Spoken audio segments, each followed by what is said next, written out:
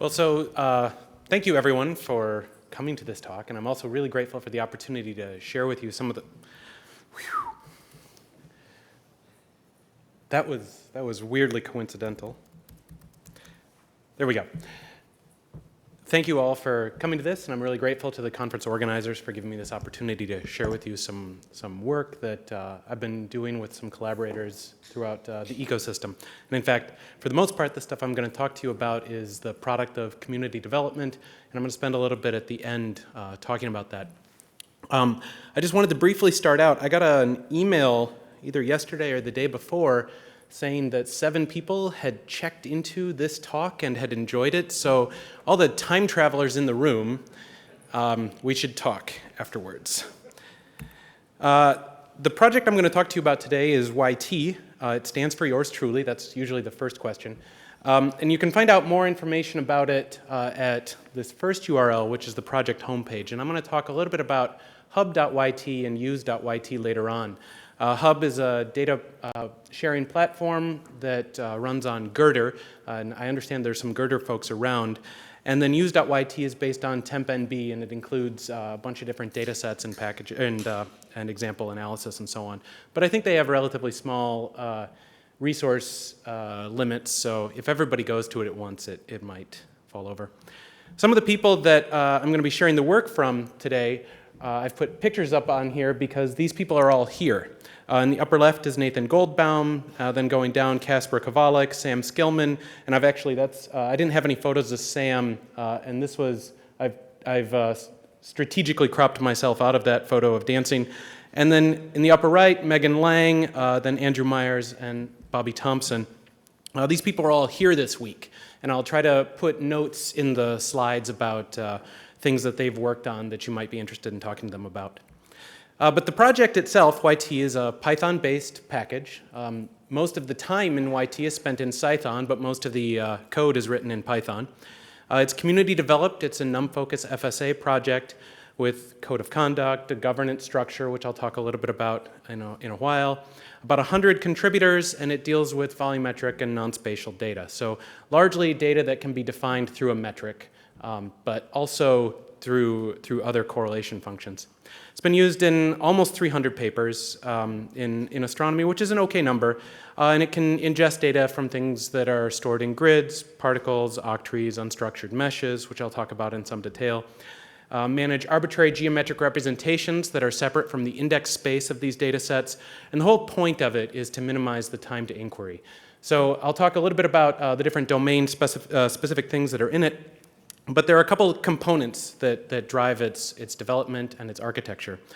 We start with focusing on ingestion, so taking data from a variety of different data formats and data models, representing that in some in-memory format that lends itself to indexing, to processing, and so on, building high-level analysis modules on top of that, and then as a side effect of the analysis, developing visualization routines.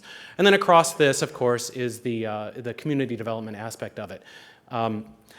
There's a number of different components in the ecosystem that YT exists in, and in particular I want to take time out to focus on the fact that everything that I'm going to talk about today is built on the work of things that exist inside the Python, PyData, Scientific Python ecosystem. Things like Cython, Girder, Jupyter, Matplotlib, NumPy, SciPy are all strong dependencies within the different pieces of work I'm going to describe to you today. And then things that are downstream of YT are things like Powder Day, Spectrum Generator project, and then a project called Trident. We've got a governance structure, and I would feel remiss if I didn't note that there are a number of different people that have been nominated and then became members of the project. This was a system for distributing credit amongst academics that are working on software. I'll briefly touch on that a little bit later, but these are all people that have made a considerable contribution to YT as recognized by their peers in the community that may or may not take the form of code, that might take documentation or advocacy and so on. And this is something we're very proud of in the project. So I've noted in a couple different places things that are under active development with a little gray asterisk in the upper right-hand corner of the slide. So these are things that I'll talk about during the project that might be a little bit early in the development cycle, that might be waiting to be merged into the main development branch, or that are still a little bit experimental. We focus on breaking things down into different layers of representation. So starting with the layer of representation, which is the bit that exists on disk. Building on top of that, the way that the data is organized and structured. And then finally on top of that, building domain-specific models on top of that. So largely the models that have been developed are specific to astrophysical simulations, which I'll talk about are non-astrophysical applications a little bit later. But the model is really the key part and the part that most individuals will interact with the data at. But providing access to the different layers of representation is a mechanism of allowing individuals to choose the level at which they interact with their data. And that's something that's very key to our philosophy. So speaking of the bit, I'm going to put up here a list of different simulation codes in astronomy. So this is not a comprehensive list. This is a subset of the simulation codes that are out there. But each and every single one of these has a different mechanism for actually storing the data on disk. Whether that's in raw unformatted Fortran, whether that's in text files, whether it's in HDF5, whether it's in HDF5 that's organized in a particular way versus another way, whether it's flattened out in arrays on disk, whether it's boxlib, whether, on and on and on. And each one of these not only represents the specific floating point values in a potentially different way, but also organizes them differently. And in fact, that brings us to the second layer of representation, the representation of data. So when you're conducting a simulation or taking an observation or something, there are a couple different ways to think about it, and I'll just use a couple examples here. You might, for instance, divide the domain into a regular mesh. That's what I've done here. This grid is actually a mesh. That was a joke. And you might solve for the fluid flow across the boundaries. So this would be what we would think of as a regular Eulerian mesh. Sometimes we insert adaptive regions of refinement, so you've got different levels of resolution in different regions, so things are different shapes, different sizes. They might be different shapes, that's a different type of discretization. Or you might discretize in a Lagrangian method where you're following particles or discrete measurements around that don't actually follow a space-filling prescription. So for instance, we've got octree codes. These are all different octree codes. They store their data in different ways, and they are regularly structured in a block that refines. We've got patch-based codes. So these are our simulation data formats that utilize regular meshes that may or may not be the same resolution at all different regions. And in some cases, actually, some of these don't even necessarily have the same coordinate specification in different systems. So you might have, for instance, one region that's covered by spherical grids, but embeds inside of it a Cartesian grid, although usually it's probably the other way around. There are particle data sets, so data sets that store things as discrete measurements or discrete particles that move about the domain, where either the particles have an attribute that's fully local or it needs to be computed from some sort of kernel of its neighbors. And then finally, there are unstructured mesh data sets. So data sets that describe, for instance, wedges, tetrahedra, or so on and so forth, as well as, and it's not up here, Voronoi tessellations as well. So these are all different ways of representing the data independently of the way that the bits are represented on disk. They might share a file format, but they won't share necessarily the same meaning of the data. So here's an example from one of my calculations of the way that we store simulations of star formation regions. This is a star formation region, not a terrifying monstrosity. And this is the way that the grids all lay out on the disk. So I know it's difficult to see here, and I apologize for that. But you can see all these different levels of refinement, different patches that are overlapping, that may or may not be the same resolution in different regions. And in fact, if we look at this as a function of resolution, you can see that inside this one system, we actually have lots and lots of different types of points, even though they are all supposedly representing the same object. So I'm going to show real quickly what one of these systems looks like using an interactive OpenGL renderer built into YT. This was actually run by, I didn't put on here, but this screencast was made by Casper. So this is a galaxy. What we're looking at is a maximum intensity projection of an adaptive mesh refinement simulation of a galaxy formation, all done interactively in Python.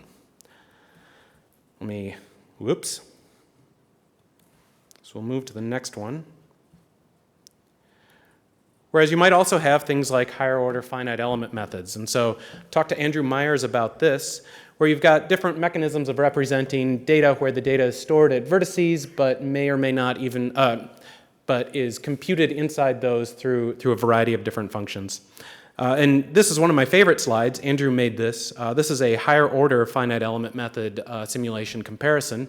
So on the left is first order, and on the right is second order, both visualized with YT. And you'll notice that if you look very carefully right here, what's straight here is curved here. So that's pretty cool. Maybe it's not. And you might be able to look at, for instance, unstructured mesh at higher order sampling as well, in the same way that we look at the other data sets. So all the interaction modes here are the same between these two different representations, and in fact the API works identically across them. So here I'll continue. So once we've represented the data in memory, we apply different data selection mechanisms, most of which are based around selecting based on either index space, coordinate space, or on data values. So based on the discretization in particles, regular adaptive octree block meshes, or unstructured mesh to first and second order, you can access the individual raw on-disk data points. You can apply subsetting, things like calculating at a point, array, an oriented slice, rectangular prism, disk, cylinder spheres, ellipsoids, generic data selection, and then apply Boolean combinations like XOR, AND, or negation, slicing with unitful limits, which I'll talk about in a moment, and then resampling the data, if it's irregular, into a regular grid. And then there are things like filtering and unioning point classes, exporting data, and so on. So imagine you have some simulation, some observation, and you're interested in one particular region in it. We apply a selector, which is defined through a couple different methods that need to be implemented in Python, like select bounding box, select point, select sphere. And then you've selected some data. That data, independent of the index, might be backed on disk by a very large data file. Oh, it seems to have gone off the edge of the screen, haha. Which YT will then break down into chunks based on the indexing scheme that it uses for all the different discretizations of the data. Those chunks can then be distributed to to processors through MPI, and then a finalization step occurs at the very end. So we provide different low-level operations, like taking a chunk and then splitting it into spatial chunks so that you can apply spatial derivatives and operators and so on.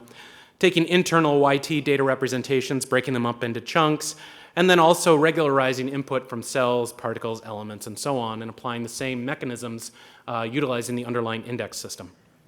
High-level operations, like taking a chunk and transforming it into something that represents a semantically meaningful model, like a star, are also present, and they typically only interact with a very high-level API. So for instance, contour finding,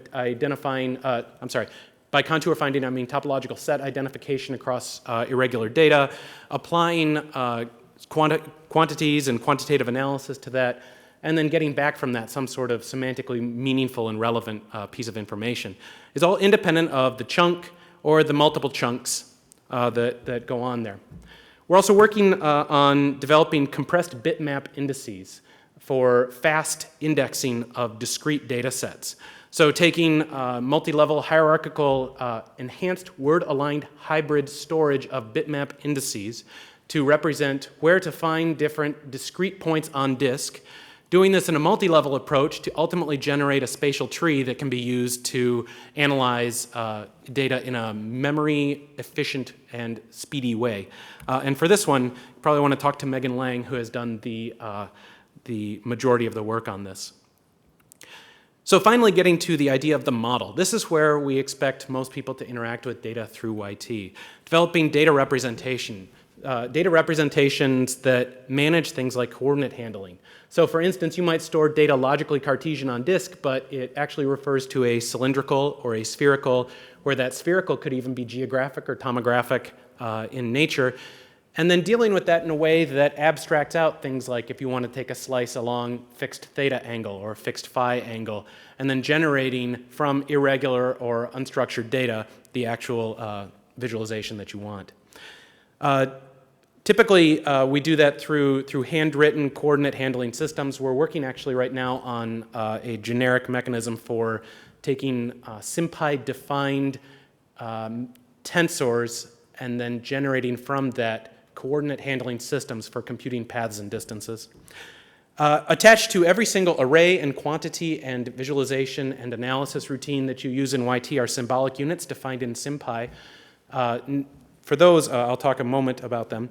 And then making available throughout the entirety of the code base derived fields, things that compute dependencies to minimize the input-output on disk, and then also allow arithmetic and spatial operations to be done lazily on fields in memory.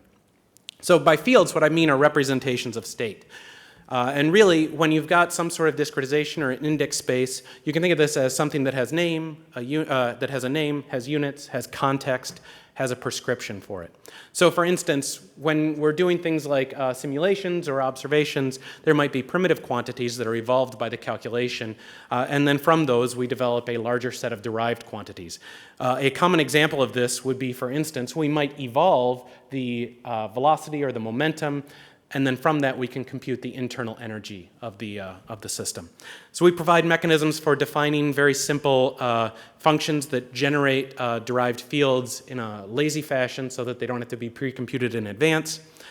And then we also provide mechanisms for computing spatial operations. So for instance, the divergence of velocity.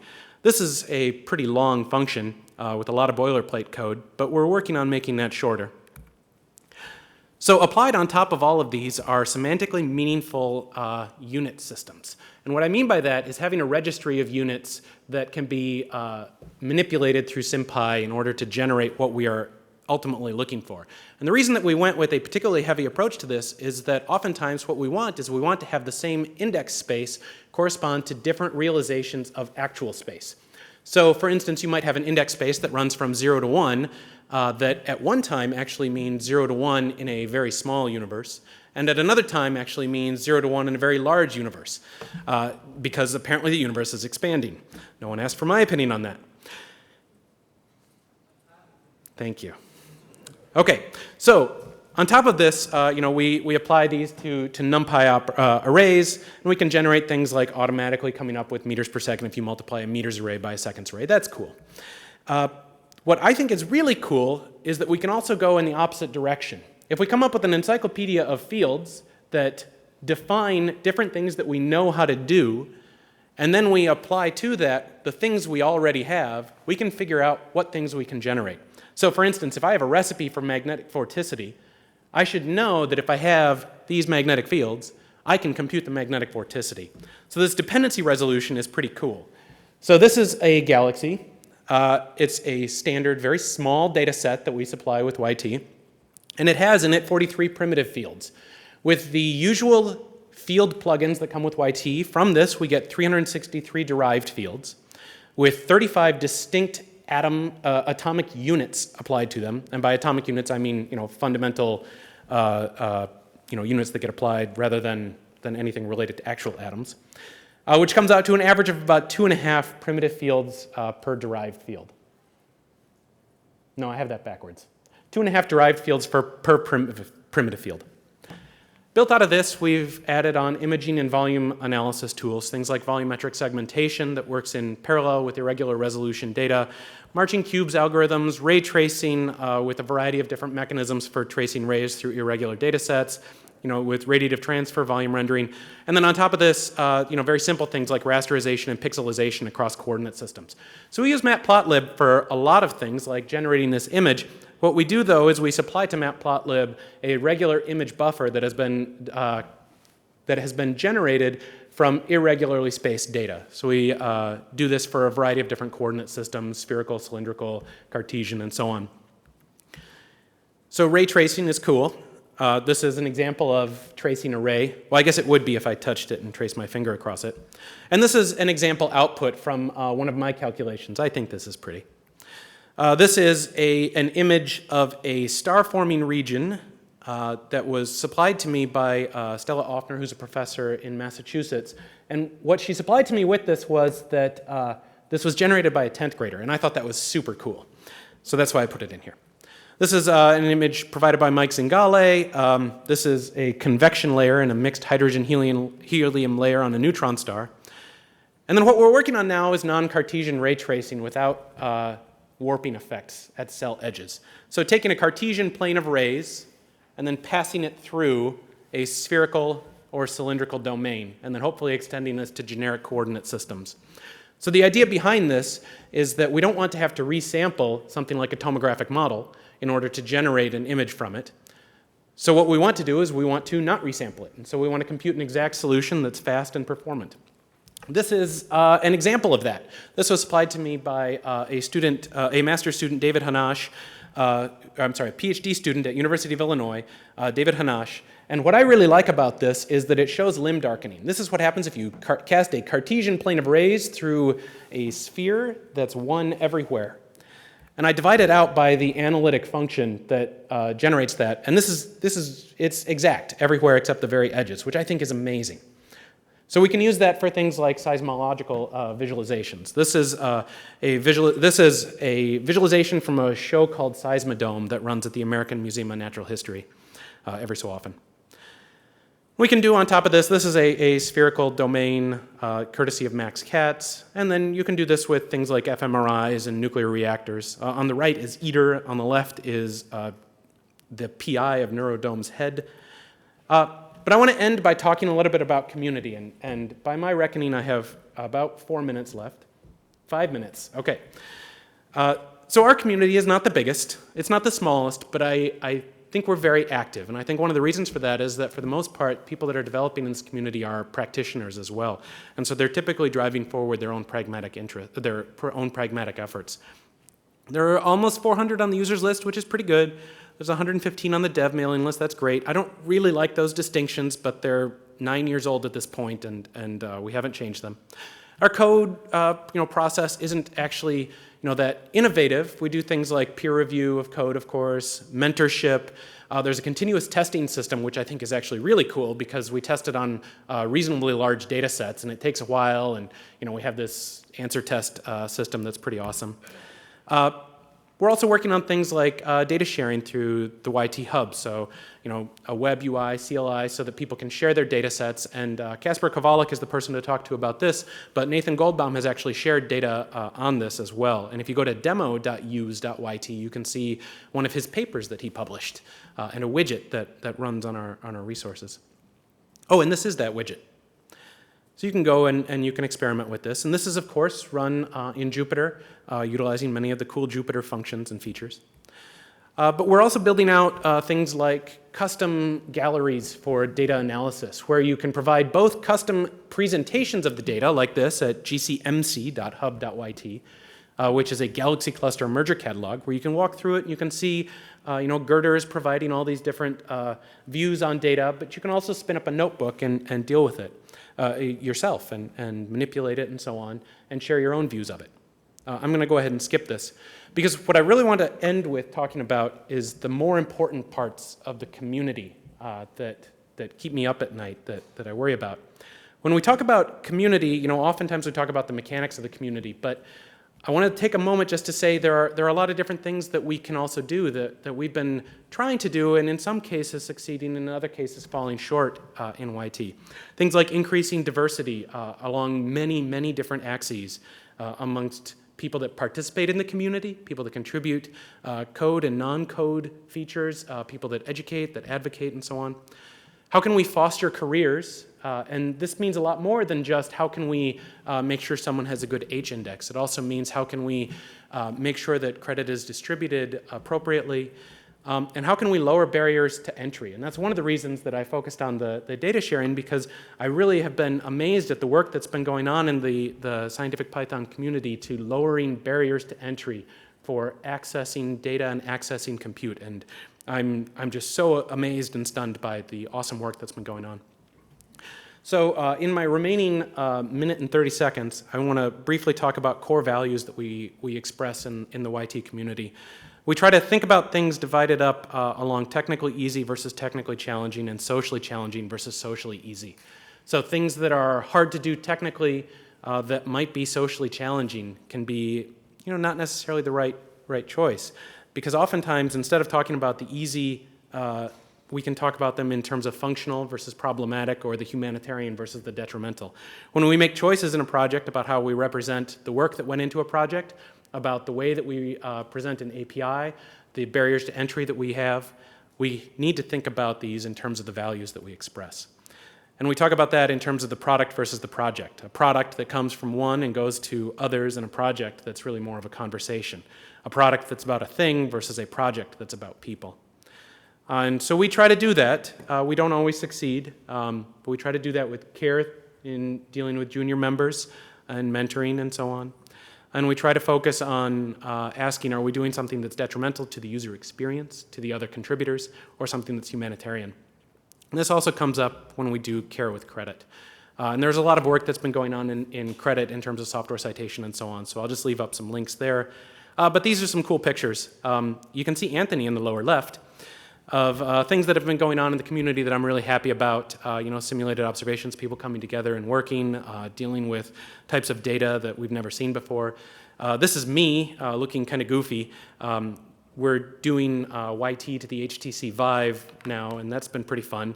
This is Nathan looking slightly less goofy than I was looking in the previous picture, where he's used YT to import data into Minecraft, which it turns out is one of the most effective deployment platforms for scientific data because everyone has it. Well, at least a lot of people have it. And he also, loaded it into the Rift, so that was cool. And then, dynamic data loading. So I want to end real quick. YT has a messaging problem, and we need your help. And I don't think that I helped with it today during this talk. But it's not just for astronomy. It's been used in other fields, but we're having a hard time making inroads into other fields very deeply. And so I want to extend an invitation to people to come to the sprint, and I want to thank all of the funders, both direct and indirect, NCSA, the Gordon and Betty Moore Foundation, the NSF, and NumFocus. And again, thank you to the project members, because I've stood up here and presented work that other people have done. And so I want to make sure that everyone that has actually contributed to this, that's done stuff in this, is recognized. And I know that this is not getting all the way there, but it's a little bit. So thank you very much for this opportunity. I'd love to talk to people now or afterwards. But yeah, thank you.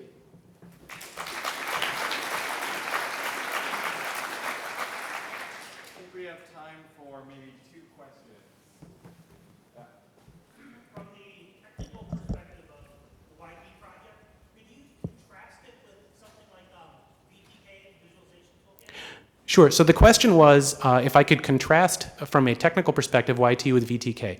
So we've actually done a lot of work interoperating with VTK a couple years ago. It sort of fell off the radar. I think that from a technical perspective, there's a lot that VTK does that YT doesn't, but YT is pretty hackable. It applies models, and it's opinionated in the way that it applies models to data representations. And it's designed to be really fast for quantitative analysis. VTK is really great for visualization. Analysis is a part of that. We build our visualizations out of the analysis, and so it's sort of coming at it from a different angle. We're also pure Python and Python. VTK has a lot of C++. I know I saw Cyrus around here, so maybe Cyrus can take the counterpoint later.